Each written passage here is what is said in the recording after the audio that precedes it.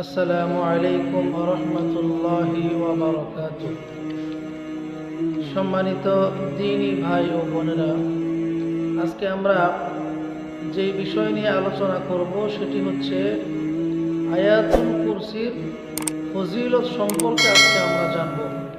আয়াতুল কুরসি তেলাওয়াত করলে, পাঠ করলে কি কি ফজিলত আমাদের হবে, সেই কি কি ফজিলত আছে সেই ফজিলত সম্পর্কে আজকে আমরা আলোচনা করব ইনশাআল্লাহ। তো প্রথমত আমরা একবার আয়াতুল কুরসিটা সকলে ধৈর্য সহকারে শুনব, তারপরে আয়াতুল কুরসির ফজিলত সম্পর্কে আলোচনা করব ইনশাআল্লাহ। বিসমিল্লাহির রহমানির রহিম। আল্লাহু লা ইলাহা ইল্লা হুয়াল হাইয়ুল কাইয়্যুম লা তাখুযুহু সিনাতুন ওয়ালা নাওম লাহু মা ফিস সামাওয়াতি ওয়া মা ফিল আরদ من ذا الذي يشفع عنده إلا بإذنه يعلم ما بين أيديهم وما خلفهم ولا يحيطون بشيء من علمه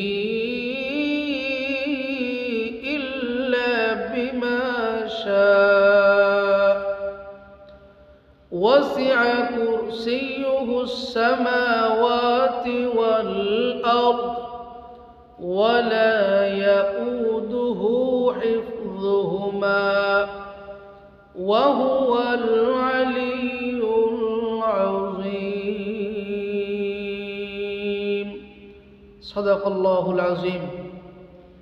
সম্মানিত দ্বীনী ভাই ও বোনেরা, এই আয়াতুল কুরসি যদি কোনো ব্যক্তি সকাল কিংবা সন্ধ্যায় এই আয়াতুল কুরসি তেলাওয়াত করে, তাহলে সারা দিন ও সারা রাত জিনের আক্রমণ থেকে নিরাপত্তায় থাকিবে ইনশাআল্লাহ।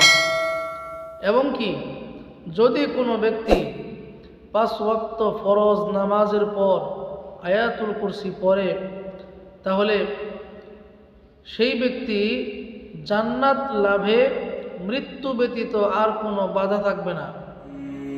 তো 5 ওয়াক্ত নামাজের পরে যদি কোনো ব্যক্তি আয়াতুল কুরসি তেলাওয়াত করে, তাহলে মৃত্যু ছাড়া, মৃত্যু ব্যতীত ওই ব্যক্তির জন্য জান্নাত লাভে আর কোনো বাধা থাকবে না ইনশাআল্লাহ। সম্মানিত দ্বীনী ভাই ও বোনেরা, আসুন আমরা সকলেই এই আয়াতুল কুরসির ছোট্ট আমলটি প্রত্যেক 5 ওয়াক্ত নামাজের ফরজ নামাজ আদায় করার পরে আমরা সকলেই একবার করে পাঠ করার চেষ্টা করব ইনশাআল্লাহ, এবং প্রতি সকাল সন্ধ্যায় পড়ব, যাতে করে যেই সকল খারাপ জিন আসর করে মানুষদেরকে ক্ষতিগ্রস্ত হয়ে যায় মানুষের, ওই রকম খারাপ জিনের আসর থেকে আমরা সকলেই নিরাপত্তায় থাকতে পারি। আল্লাহ পাক রব্বুল আলামিন আমাদের সকলকে এই ছোট্ট একটি আমল, আয়াতুল কুরসির আমলটি সঠিকভাবে 5 ওয়াক্ত নামাজের পর আমাদেরকে আমল করার তৌফিক দান করুক, আমিন। সকলেই ভালো থাকবেন, সুস্থ থাকবেন। আসসালামু আলাইকুম ওয়া রাহমাতুল্লাহি ওয়া বারাকাতুহু।